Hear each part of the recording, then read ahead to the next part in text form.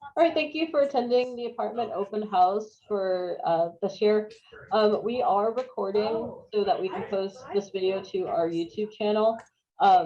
So if you turn your, if you go ahead and turn your camera off, we won't be able to see you on the recording. And I'm going to pass it on to Christopher to get started.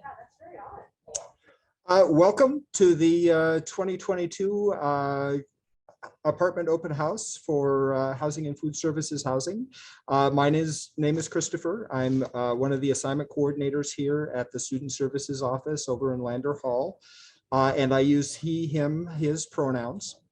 We're going to just go through a bit of information about the apartment options that we have in our system here. We're going to be collecting questions throughout the presentation, and both Crystal and Paula are going to be fielding those questions as we go along. So don't feel like you need to wait for the end to ask your questions. If something occurs to you, go ahead and put it in the chat, and we will address them there. So without further ado, let's get started.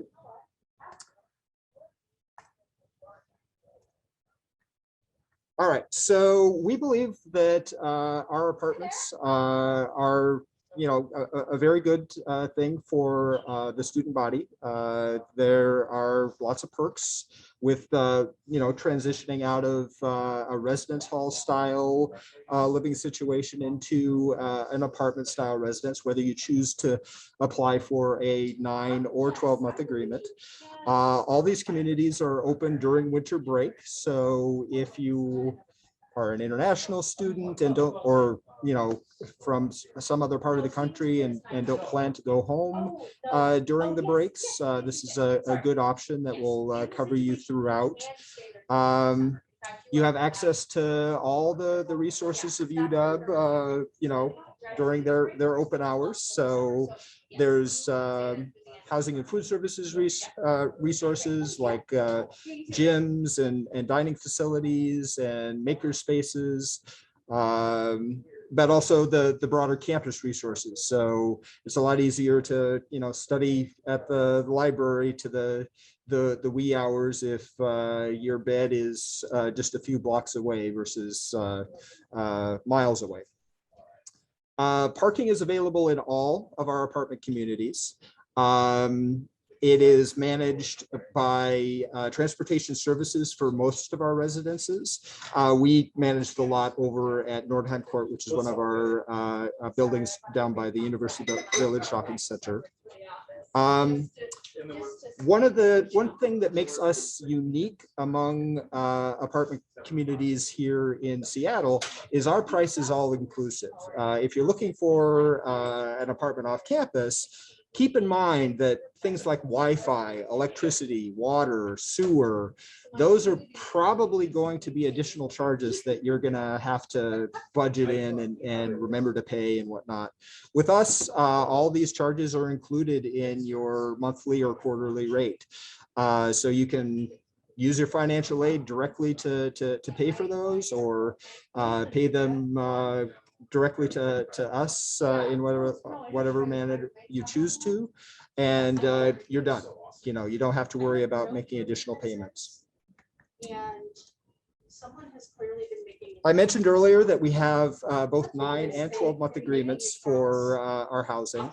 9-month, that agreement would cover the academic quarters, so autumn, winter, and spring. As you can see, that agreement for 2023 would end on June 10th. And the buildings that are covered by that agreement are MERCER buildings A, B, and C, Stevens Court, all of Stevens Court except for the family units that are in there, and then NORDHEIM Court buildings 1, 3, and 4.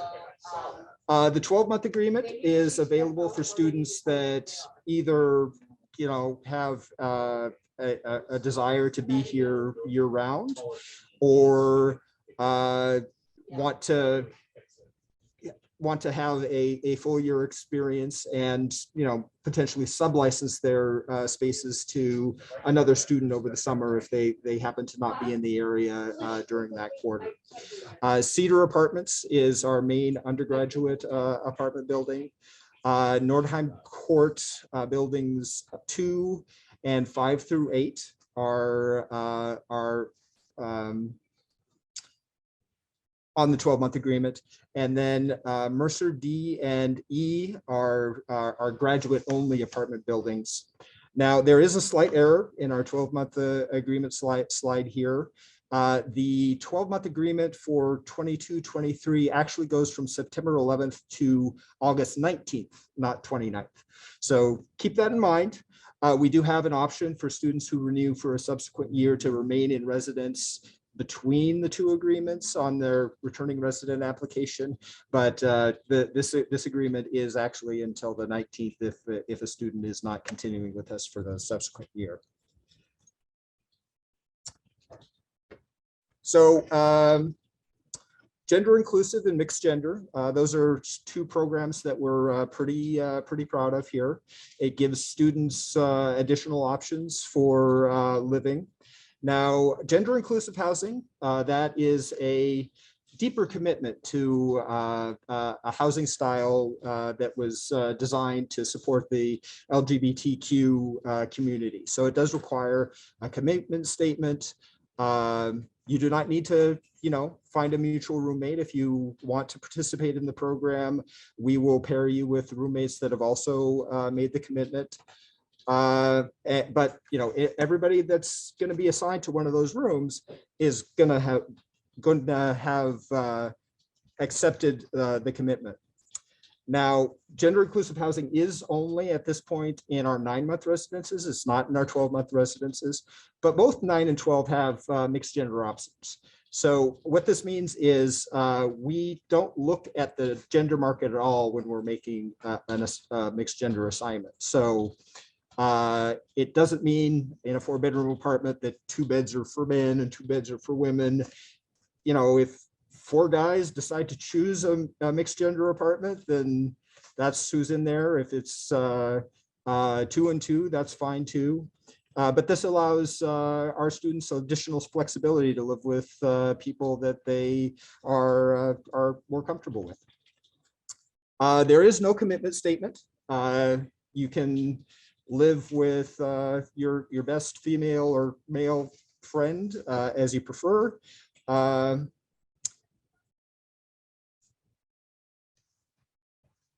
Yeah. All right. So 9-month agreement. 9-month agreement, as we mentioned before, goes from September 20th through June 10th, 2023. It is also the agreement that covers the residence halls.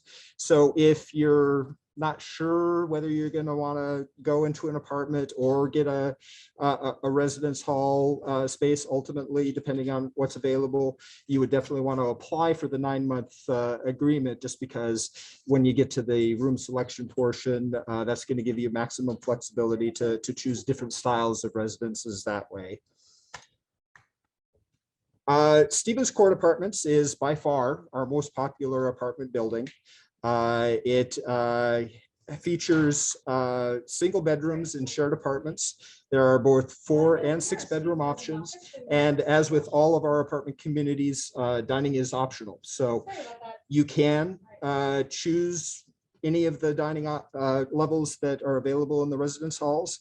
We also have 4 dining levels that are available just to apartment residents. So if you want to occasionally have a snack on campus and cook for yourself the rest of the time, you can choose those levels in the application process. MERCER A, B, and C. This is our newest newest apartment building. The undergraduate buildings A, B, and C are on the 9-month agreement. They are single bedrooms and shared apartments. So there are studios, 2 bedrooms, 3 bedrooms, 4 bedrooms, 5 bedrooms, and 6 bedrooms. Now, one thing to note with the 5 and 6 bedroom units, Those also come with an ensuite bathroom. So if you are able to get a room in one of those, you would have your own bathroom as well as your own bedroom. You would still share the living room kitchen with your apartment rates. And, you know, if you're a coffee addict like me, the Husky Grind Coffee House is right there.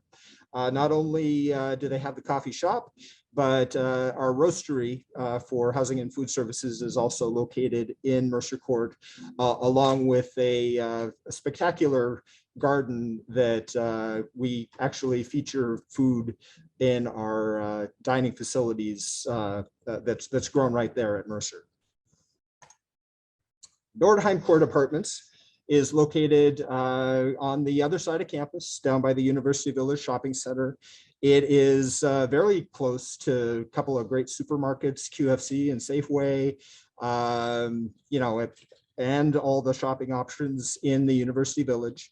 There are studios, two and 4 bedroom options. There are a couple of 1 bedroom apartments within NORDHEIM Court, but it's literally 2. So chances are those are going to go to students that have lived with us for a long time. But they do exist. You'll see them on the price sheets and whatnot. And as with all the other 12-month buildings, that dining is optional here as well.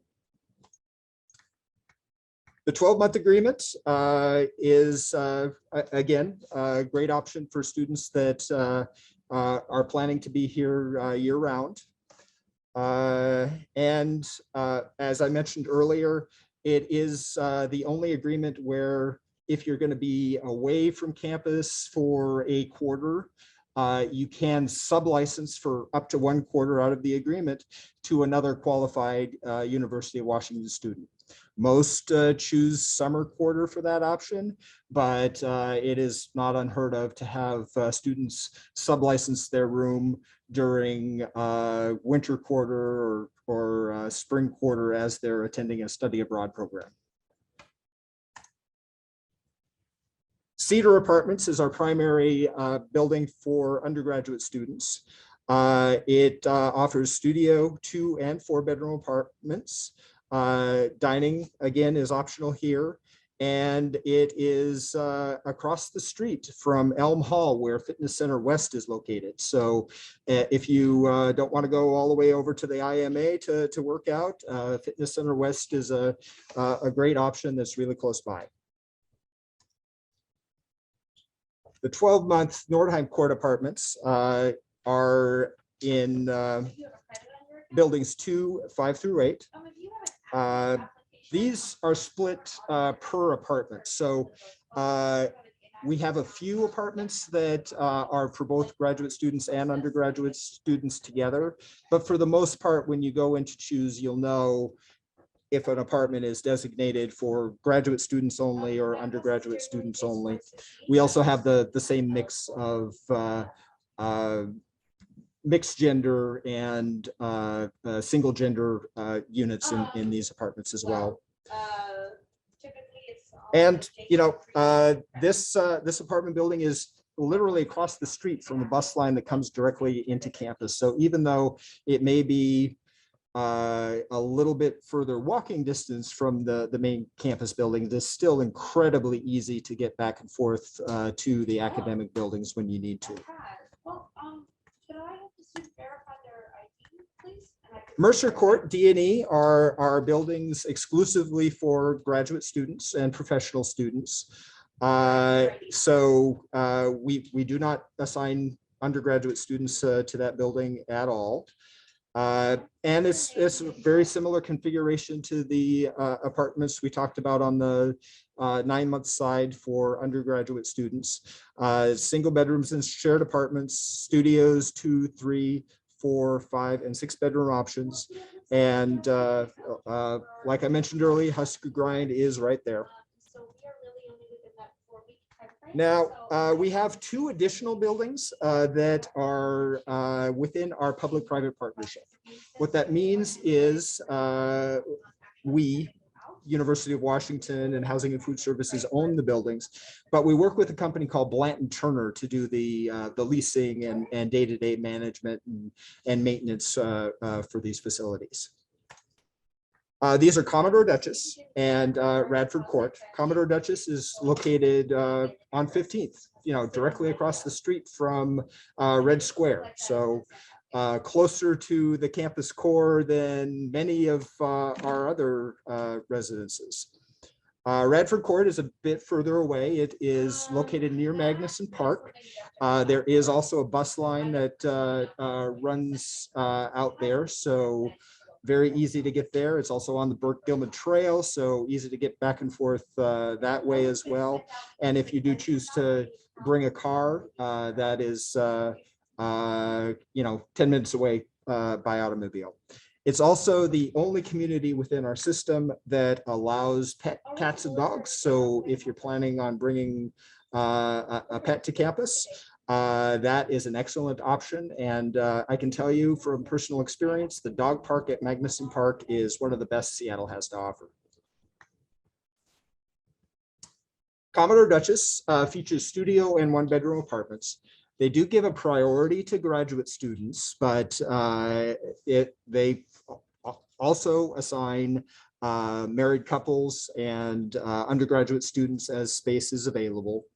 They've got high ceilings, walk-in closets, full kitchens, 24-hour fitness room, 24-hour laundry room. It's a historic building, and it's on the UW Ethernet network.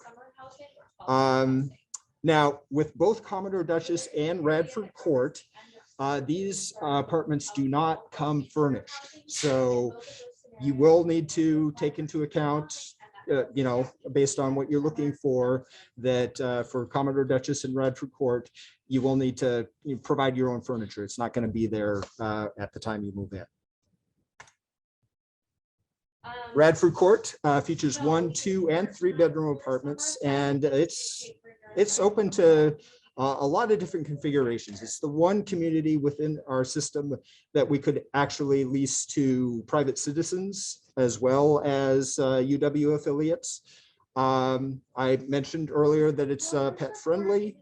There are in-unit washer and dryer units, stainless steel appliances, a great fitness center, free parking, in contrast to the campus parking that you would have to pay for a permit for.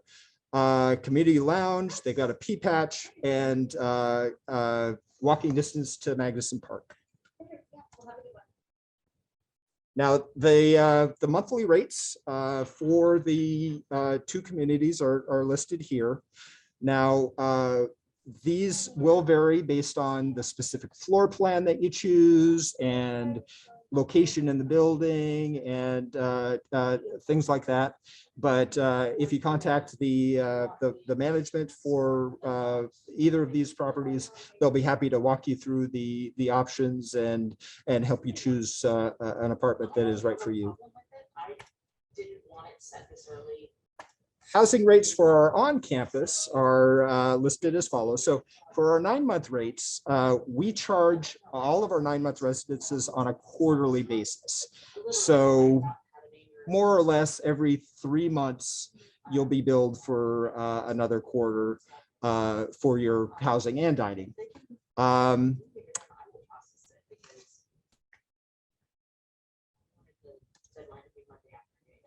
These are our rates for our 12-month apartments. Note here that for our 12-month apartments, we bill these on a monthly rate. And with both the 9 and 12-month rate, the rates you see there are per person per period. So in a CEDAR apartment, 4-bedroom apartment, each student assigned to that 4-bedroom apartment would pay the $1,436 that you see listed here. Dates and timelines. So as you may or may not know, we are already in a returning resident application season. We began accepting applications just a couple of days ago on April 6th. The deadline for our returning residents to put in their applications is April 12th. And then we will do our thing for a couple of weeks after that before we roll into actual room selection, where you'll go in to the system and choose the specific room that you want from the available vacancies. So we'll kick off first with the 12-month room selection. That'll start on April 26th. 9-month room selection will be a bit later on May 9th. We will conclude the 12-month room selection on May 3rd. So any student that hasn't chosen their room by then will be assigned by our staff. And then same thing with the 9-month room selection. Any student that has not chosen their room by the end of the room selection period will be assigned by our staff.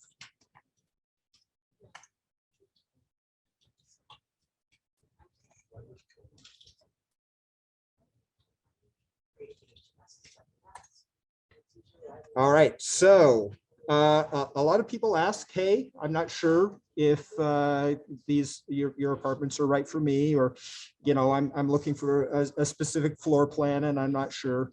You'll note that both the returning resident room selection processes have at least begun by the time we reach our no charge cancellation deadline. So if you want to put in your application, see what we've got, see if you can get that studio or 1-bedroom apartment, or the view of the Space Needle from the side of Mercer, then you definitely have an opportunity to do that.